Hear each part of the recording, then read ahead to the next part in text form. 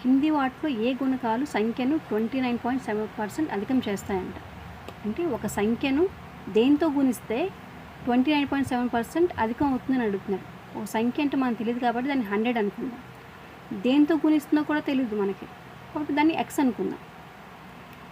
ఈ 100ని 25% పెరిగితే ఎంత అవుతుందండి? 129.7% అవుతుంది.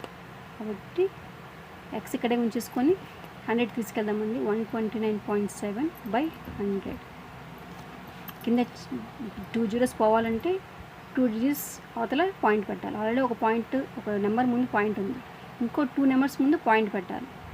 1.297. ఇదే అండి ఆన్సర్, ఏ ఆన్సర్.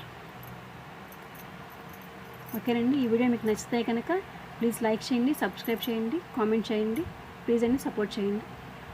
నెక్స్ట్ పార్ట్లో కలుసుకుందాం.